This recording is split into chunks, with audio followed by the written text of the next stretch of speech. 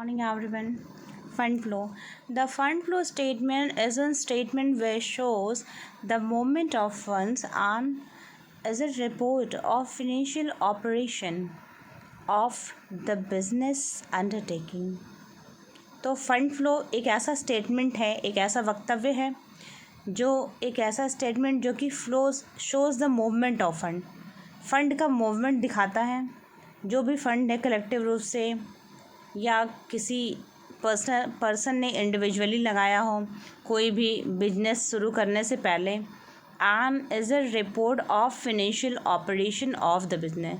तो देखिए कह रहा है कि ये एक रिपोर्ट होती है, ये एक रिपोर्ट है फिनेंशियल ऑपरेशन की, जितने भी फिनेंशियल फंक्शन परफॉर्म हुए हैं during 1 year, 1 operational year, 1 financial year में, तो वो उन सभी फंड्स का फ्लो, उसके फ़्लो होने का जितना भी ट्रांजैक्शन हुआ है, लेन देन हुआ है फ़ंड का, या जितना भी इन्वेस्टमेंट हुआ है, आउटकम हुआ है, सभी चीज़ों का एक रिकॉर्ड रखा जाता है। Financial operation of business undertaking, जितना भी बिजनेस टेक प्लेस हो रहा है, अंडरटेकिंग है उसकी, it indicates various means by which fund were obtain during an particular period. तो जिस स्पेसिफिक पीरियड में जितना भी फंड कलेक्ट किया गया हो, and the ways in which these funds were employed, और जितने भी लोग एम्प्लॉयड हों उन्हें कितना फ़ंड रिलीज़ किया गया। In simple words it is an statement of source and application of funds. तो फंड का फ़्लो कि कितना धन आया है, कितना गया है, उसका टर्नओवर, कितना एक्सपेंडिचर है, कितना एक्सपेंसेस हुआ है, particular period, the way in which these funds were employed.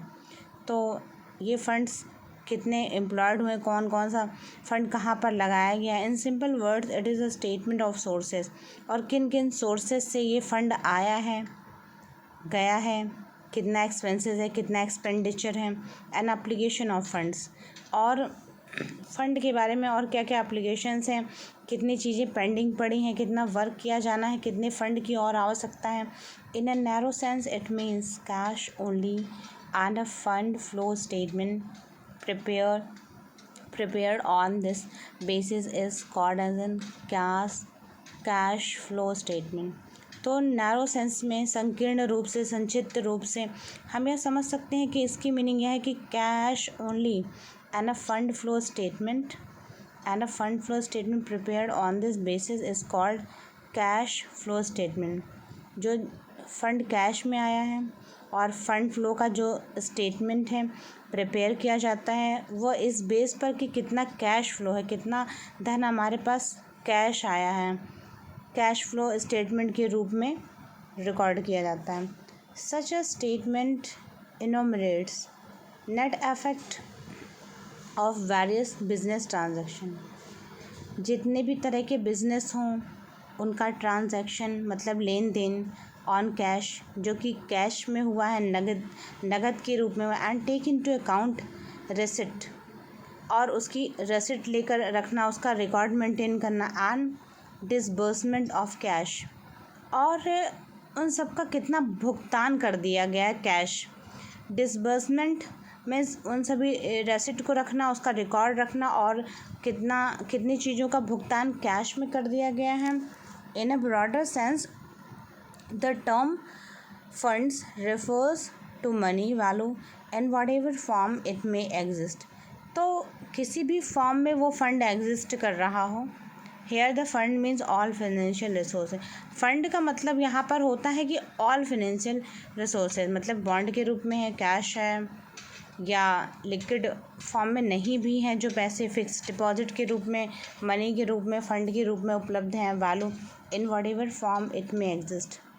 हो सकता है इंफ्रास्ट्रक्चर की कॉस्ट को भी इसमें जोड़ा जा रहा हो, वो फंड एसेट के रूप में भी रखा जा रहा हो।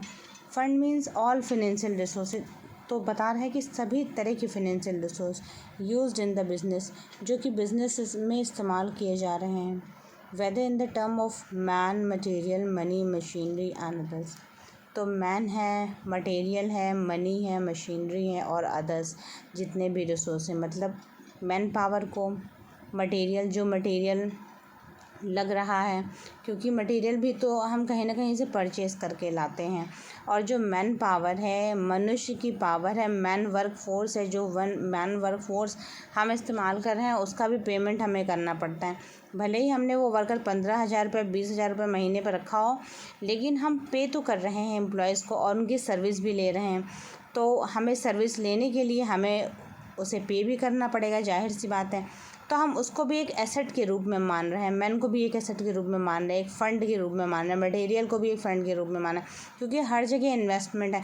मटेरियल ख़रीदने के लिए फ़ंड चाहिए, मैन की सर्विस लेने के लिए फ़ंड चाहिए, और जो मनी अवेलेबल है वो तो चाहिए ही चाहिए।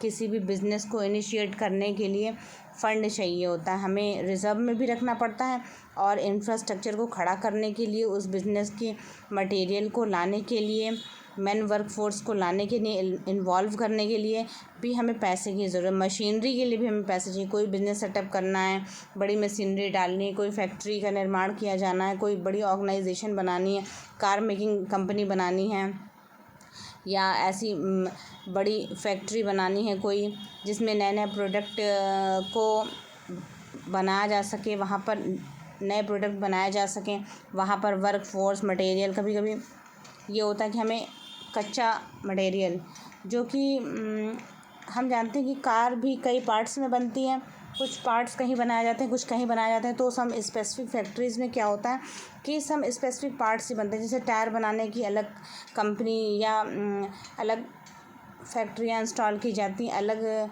एक अलग सेटअप किया जाता है। तो इस तरह से कुछ स्पेसिफिक कंपनियां कुछ अलग अलग स्पेसिफिक प्रोडक्ट ही बनाती हैं, कुछ कार बनाएंगी, कुछ अदर पार्ट्स बनाएंगी, कुछ अदर सब्सटेंस बनाएंगी, कुछ रॉ मटेरियल्स कहीं स्पेसिफिक कंपनी में ही मिलता है, वहाँ से मंगाए जाते हैं, फिर असेंबल करने के लिए एक अलग प्लेस होता है।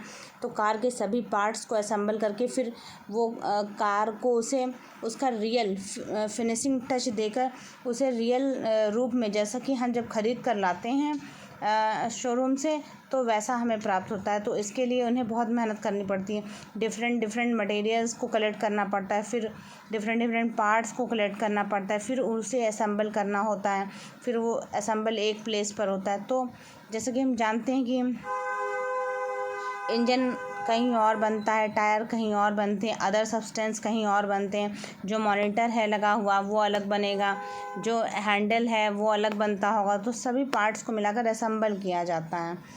तो इसके लिए डिफरेंट कंपनीज़ हैं, वो डिफरेंट प्रोडक्ट बनाती हैं, फिर वहाँ से प्रोडक्ट लेकर परचेज़ करके फिर चीज़ों को असेंबल किया जाता है। In a popular sense, in a term of fund and means working capital, the excess of an current asset over the current liability. The work capital concept and the funds has emerged due to the fact of the total resources of a business are invested partly, तो partly कुछ part के रूप में, और in fix asset, तो fix asset के रूप में इन्वेस्ट किया जाता है in the form of fix capital and partly kept in the form of an liquid and near liquid form as an working capital.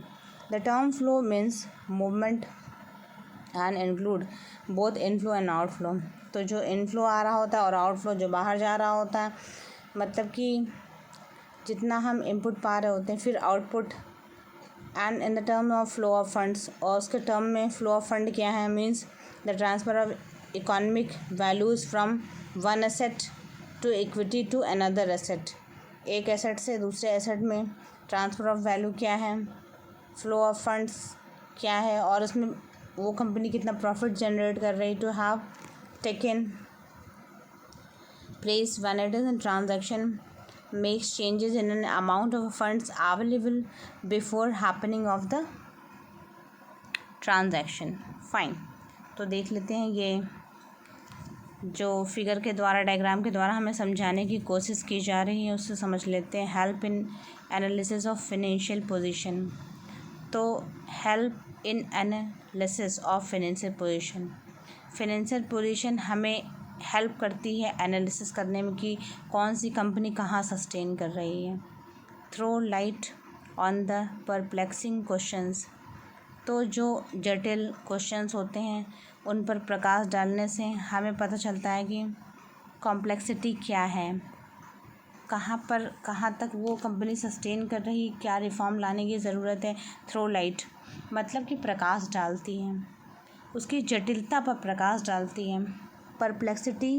Perplexing questions, जो जटिल questions हैं उन पर प्रकाश डालती है, उनको हल कैसे किया जाना चाहिए। Help in the formation of an realistic dividend policy, और डिविडेंड पॉलिसी बनाने के लिए हेल्प करती है। डिविडेंड असल में होता क्या है? डिविडेंड होता है प्रॉफिट, एक्चुअली जो प्रॉफिट कंपनी जनरेट करती है, और इस तरह के डिविडेंड को डिस्ट्रीब्यूट भी किया जाता है वर्कर्स के बीच में, एम्प्लॉयज़ के बीच में, और ऑर्गेनाइजेशन इसका एक स्पेसिफिक पार्ट अपने पास रिजर्व भी रखती है। तो ये डिपेंड करता है वैसे कंपनी पर कि डिविडेंड में एम्प्लॉयज़ को प्रॉफिट दिया जाना चाहिए, नहीं कितने % दिया जाना चाहिए। ये सब डिसीजन कंपनी लेती है, वो स्पेसिफिक कंपनी लेती है, और डिविडेंड प्रॉफिट होता है। बेसिकली कोई भी कंपनी जो बिज़नेस कर रही होती है वो ज़ाहिर सी बात है कि प्रॉफिट जनरेट करने के लिए कर रही होती है। वो तो सही बात है कि प्रॉफिट जनरेट करने के लिए कर रही होती है, लेकिन इसमें जानने वाली बात यह है कि अब जो बिज़नेस है वो बेसिकली कस्टमर सेटिस्फेक्शन पर फोकस करता है कि हमारी कंपनी या हमारी ऑर्गेनाइजेशन या जिस भी व्यवस्था में हम काम कर रहे हैं, उससे जिस भी बिज़नेस में हम काम कर रहे हैं, सिर्फ प्रॉफिट कमाना हमारा मोटिव नहीं है। कस्टमर का सेटिस्फेक्शन इनका फर्स्ट प्रेफरेंशियल मोटिव होता है कि हमें प्रॉफिट तो होगा ही होगा, ज़ाहिर सी बात है, बिना प्रॉफिट के कोई कंपनी रन नहीं कर सकती। तो डिविडेंड तो इन्हें बनाना है, और डिविडेंड पॉलिसी भी बनानी और रियलिस्टिक बनानी है, जो कि रियल हो।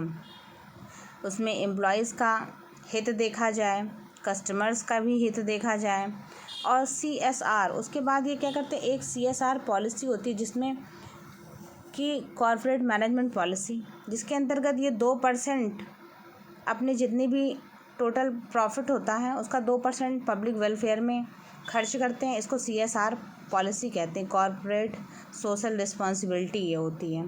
तो इसके अकॉर्डिंग 2% ये इन्होंने ऐसा रूल रेगुलेशंस बनाया कि 2% इन्हें खर्च करना ही करना है सोशल वेलफेयर के लिए, कॉर्पोरेट सोशल वेलफेयर के लिए। तो ये अपने एसेट में से या जो प्रॉफिट जनरेट इन्हें होता है उसमें से 2% पब्लिक वेलफेयर में खर्च करते हैं। जैसे कि इन्होंने एक प्लांट लगवा दिया किसी भी स्कूल में, कई स्कूलों में लगवा दिया, पानी पीने का प्लांट लगवाया जिसमें बच्चे सरकारी स्कूलों में पानी पी पा रहे हैं, शुद्ध पेयजल की प्राप्ति उन्हें हो रही है। तो इस तरह के सोशल वेलफेयर के वर्क ये लोग किया करते हैं और करते रहते हैं। तो 2% इन्हें अपने टोटल इनकम का, या कह लीजिए कि प्रॉफिट जो जनरेट होता है, प्रॉफिट पाते हैं, उसमें से ये 2% खर्च करते हैं। कॉर्पोरेट सोशल रिस्पॉन्सिबिलिटी, तो कॉर्पोरेट्स की ये सोशल रिस्पॉन्सिबिलिटी तय की गई है कि उन्हें 2% अपनी आय का खर्च करना ही करना है, वो भी सोशल वेलफेयर में। ये उनकी कॉर्पोरेट सोशल रिस्पॉन्सिबिलिटी है देश के प्रति और लोगों के प्रति जिनके लिए वो वर्क कर रहे होते हैं। Help in the proper allocation of resources, जो कि इन्हें हेल्प करती है प्रॉपर एलोकेशन ऑफ रिसोर्सेज के लिए। Act as an future guide के रूप में वर्क करते हैं। Importance of the fund flow analysis के इंपॉर्टेंस क्या क्या है। Act as an future guide के रूप में एक्ट करते हैं। अगर फंड फ्लो एनालिसिस नहीं होगा तो सही समय पर सही डिसीजन नहीं ले पाएंगे, क्योंकि कितने फ़ंड की और रिक्वायरमेंट्स है, लोन लिया जाना है कि नहीं लिया जाना है, लोन लेने के डायरेक्ट कॉन्सिक्वेंसेस क्या हो सकते हैं, लोन को पे कर सकते हैं कि नहीं, जो बिज़नेस है वो प्रॉफिट जनरेटिंग है या नहीं है, बिज़नेस की सस्टेनेबिलिटी क्या क्या है।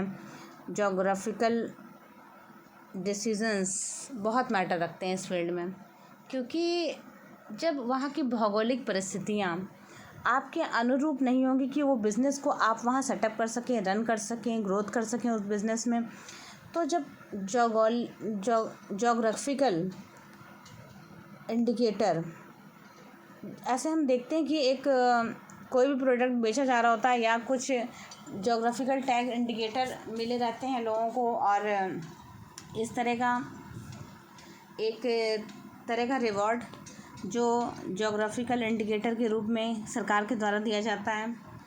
तो ये सब चीज़ें चलती रहती हैं इनके पीछे। और ये भी ध्यान देने योग्य बात है यहाँ पर कि ये फंड फ्लो का एनालिसिस ज़रूरी क्यों है? ये फ्यूचर गाइड की तरह वर्क करता है, क्योंकि मान लीजिए कि आपने पैसा लगा तो दिया, आपके पास कोई एनालिसिस नहीं है, आपके फंड फ्लो का कोई एनालिसिस नहीं है, एक बिज़नेस आपने इंस्टॉल कर दिया, बस बिज़नेस इंस्टॉल करना ही आवश्यक नहीं है। अपने पूरे फंड की, पूरे बिज़नेस सेटअप का आपको एनालिसिस करना होगा, तब आपको वो बिज़नेस वहाँ सेटअप करना होगा कि जोग्राफिकल कंडीशंस आपके प्रति फेवरेबल है कि नहीं, जो रॉ मटेरियल है वो आपको इजीली एसेसिबल है कि नहीं, और पीपल जो जिस भी एरिया में आप अपना बिज़नेस सेटअप कर रहे हैं वहाँ पर वो चीज़ें डिमांड में हैं कि नहीं, ये बहुत ही इम्पॉर्टेंट चीज़ है। यदि वहाँ के लोगों को उस चीज़ की डिमांड नहीं है, जो भी बिज़नेस आप वहाँ सेटअप कर रहे हैं, तो जाहिर सी बात है कि वो बिज़नेस चलेगा नहीं और आप लॉस में चले जाएंगे।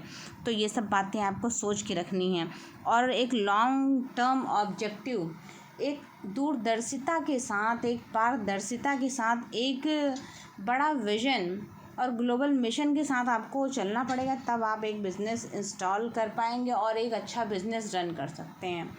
और उसके साथ साथ कई जिम्मेदारियां, rules regulation, norms, international norm, national norms, सब आपको फॉलो करने पड़ते हैं। एक बिग बिज़नेस सेटअप करने का मतलब ये होता है, बहुत सारे नॉर्म्स, रूल्स रेगुलेशन, अब तो खैर इतनी सारी जीएसटीज़, टैक्सेस, सब कुछ आपको पे करना पड़ेगा। और कुछ कंट्रियों के द्वारा कुछ ट्रेड बैरियर्स को हटाया गया है, कुछ ट्रेड बैरियर्स को हटाकर उन्हें फ्री कर दिया गया है।